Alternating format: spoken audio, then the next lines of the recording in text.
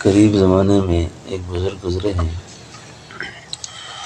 جن کا نام تھا حضرت شاہ فضل الرحمن صاحب گنج مراد آبادی۔ قرآن سے بہت عشق تھا ان کو۔ آپ کے خلیفہ تھے حضرت مولانا عبدالباری فرنگی محلی۔ فرماتے ہیں کہ میں ایک دن حضرت کے پاس بیٹھا ہوا تھا تو حضرت بڑی موج سے تلاوت کر رہے تھے، تو تلاوت کرتے کرتے مجھے فرمانے لگے اگر اس قرآن کے بدلے میں اللہ نے مجھے جنت دی اور جنت میں حوریں دی تو میں ان حوروں سے کہوں گا باقی باتیں چھوڑو بیویوں، آؤ مجھ سے قرآن سنو، آؤ مجھ سے۔ تو میں ابھی نماز کے بعد خیال ہی آیا دل میں کہ مسلمان کا کم از کم قرآن کے ساتھ اتنا تعلق ہونا چاہیے کہ جو امام نماز میں قرآن پڑھ رہا ہو اس کا اگر لفظی ترجمہ نہ بھی سمجھ آتا ہو، اس کے مفہوم کا پتہ ہو کہ اللہ اس سے مجھ سے کیا بات کر رہے ہیں۔ دیکھیں، فہم قرآن کو اللہ نے آسان کیا ہے، قرآن کا فہم آسان ہے۔ وَلَقَدْ يَسَّرْنَا الْقُرْآنَ لِلذِّكْرِ فَهَلْ مِن مُدَّكِرٍ۔ اللہ فرماتے ہیں میں نے پڑھنے والوں کے لیے قرآن کو آسان کر دیا ہے، یعنی اس آسان سے مراد ہے فہم قرآن۔ تو فہم قرآن تقریباً ہر آدمی کے لیے ضروری ہے۔ تو ایک تو سب ساتھی یہ نیت کر لیں کہ روزانہ کے اعتبار سے اپنے مقام پہ، اپنے گھر میں، اپنے امام صاحب سے اتنا قرآن کریم سیکھنے کی کوشش کریں کہ کم از کم مطلب کا اندازہ ہو جائے کہ اس میں کیا بیان ہو رہا ہے۔ بات سمجھ گئے نا میری؟ ابھی مولوی صاحب نے قرآن کریم 2 مقامات سے پڑھا، ایک سورہ انفطار سے اور دوسرا سورہ فجر سے۔ اب سورہ انفطار سے جو مضمون پڑھا گیا، سبحان اللہ، وہ بھی اپنی شان اب رکھتا ہے۔ اس میں اللہ رب العالمین نے انسان کو مخاطب کیا ہے، مجھے آپ کو کیا مخاطب کیا اللہ نے؟ یا ایھا الانسان ما غرک بربک الکریم، اے انسان تو اتنے بڑے کریم رب کا ناشکرہ ہے۔ ہاں،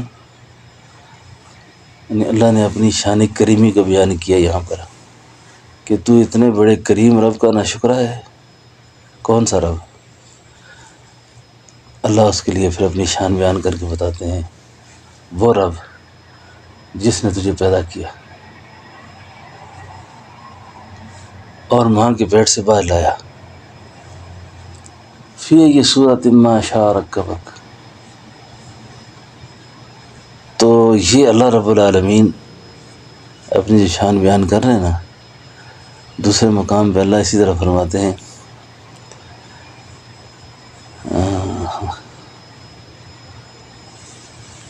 ہم نے تجھے پیدا کیا اور ماں کے پیٹ سے باہر لایا،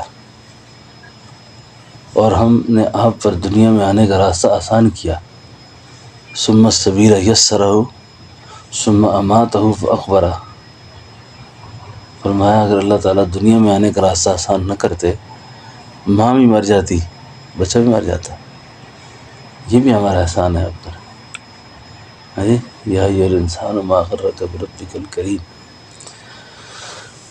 تو کریم رب کی ناشکری نہیں کرنی چاہیے۔ اللہ اکبر، اللہ کی کرم فرمائی جو ہے نا جی، اور اللہ کی شکر گزاری بندے کو کسی لمحے نہیں چھوڑنی چاہیے۔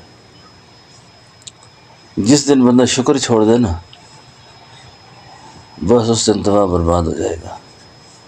اور جب تک دل زبان اللہ کی کرم نوازی پر جھکا رہے، شکر گزاری پہ جھکا رہے، اس آدمی کو کوئی شکست نہیں دے سکتا۔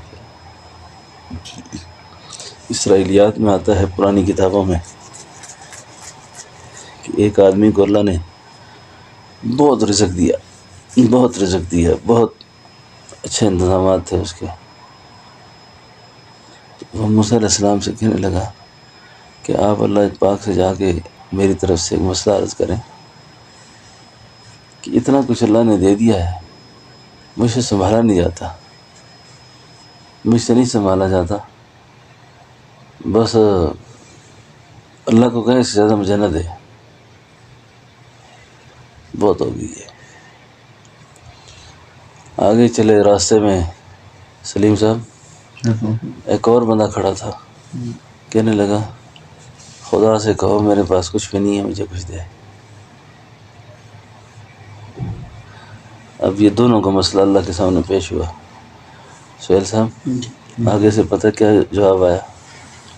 اللہ تعالیٰ نے فرمایا کہ ایک کو کہو میرا شکر کرنا بند کر دے، اور دوسرے کو کوئی شکر کرے، اور جس کے پاس بہت ہے نا اس کو کہو شکر کرنا چھوڑ دے، خود رزق بند ہو جائے گا۔ اس سے جب یہ بات کی واپس آ کر اس نے کہا یہ تو ناممکن ہے، شکر چھوڑ دوں اللہ کے اس کریم رب کا، یہ تو نہیں ہو سکتا۔ نے کہا جب یہ نہیں ہو سکتا تو پھر رزق آتا رہے گا، پھر بیغم رہے۔ ہاں، اور دوسرے سے جب یہ بات کی نا تو شکر کر، اس نے کہا خدا نے کیا دیا کہ شکر کرو، میں اب تیرے گھر سے غریبی ختم کوئی نہیں کر سکتا، تیرے گھر کی تنگ دستی جا نہیں سکتی کبھی بھی۔ ہاں، تو یا ایھا الانسان ما غرک بربک الکریم، اللہ فرما دیتے ہیں کریم رب کا تو ناشکرا ہے۔ تو بات یہ ہے کہ اللہ جل شانہ کا شکر ادا کرنا چاہیے۔ کوئی وقت، کوئی لمحہ، کوئی وقت ایسا نہ ہو کہ بندے کی زبان پر گلہ ہو، شکوہ ہو، ناشکری ہو۔ تو عرض یہ کر رہا تھا کہ قرآن کریم کے ساتھ اتنا تعلق ہونا چاہیے کہ بندے کو مفہوم قرآن سمجھ آ جائے کہ اللہ تعالیٰ اس میں کیا کہنا چاہتے ہیں، مفہوم کا پتہ ہو۔ اور جب مفہوم کا اندازہ ہوگا تو انشاءاللہ قرآن کریم کی برکات، اس کے ثمرات، اس کے فوائد بندہ خود محسوس کرے گا۔ تو اس آیت میں اللہ نے فرمایا یا ایھا الانسان ما غرک بربک الکریم، اے انسان تو اتنے بڑے کریم رب کا ناشکر ہے۔ کون سا رب؟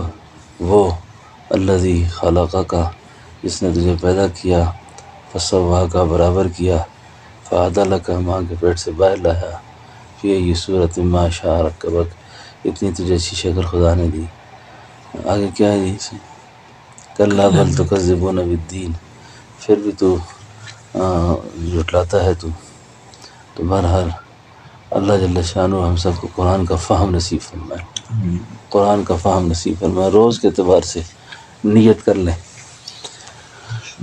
آسان ترجمہ قرآن کریم مفتی تقی عثمانی صاحب کو لے کر روز تھوڑا تھوڑا پڑھا کریں، اس میں آسانی سے آدمی کو نشان لگا دے، آدمی آج اتنا پڑھا ہے، اتنا پڑھا ہے، اس مفہوم کو ذہن میں رکھا کریں۔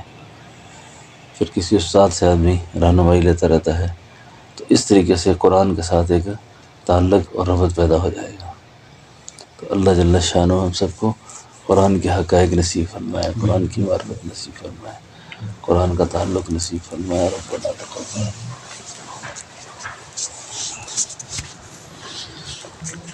اللہ ہم سب کو عافیت نصیب فرما، خیر نصیب فرما، رضا نصیب فرما، اپنی ناراضگی سے بچا، اپنے غضب سے بچا، اپنے غصے سے بچا۔ جتنی زندگی باقی رہے گی اللہ برکت و عافیت نصیب فرما، اللہ برکت و عافیت نصیب فرما، برکت و عافیت نصیب فرما۔ محرومیوں سے بچا، ناشکری سے بچا، قرض مرض سے بچا، علت ذلت سے بچا۔ یا اللہ اپنے خاص بندوں میں شامل فرما، اپنے خاص و خاص لوگوں میں شامل فرما۔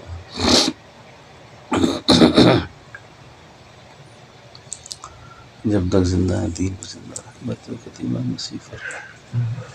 یا اللہ ہمارے سفر کا، ہمارے اعمال کا، ہماری ان عبادات کا، ہمارے اس ٹوٹے پوٹے جو کچھ کرتے ہیں اس کا ثواب ہمارے مرحوم والدین، عزیز و اقارب، مشائخ، اساتذہ، اہل تعلق، مردوں کو، عورتوں کو، سب کو پہنچا۔ ہماری قبر قیامت اچھی فرما۔ یا اللہ بری موت سے بچا، بری انجام سے بچا۔ اس سفر حرمین کو ہماری زندگی میں انقلاب کا ذریعہ فرما، تبدیلی کا ذریعہ فرما۔ صلی اللہ تعالیٰ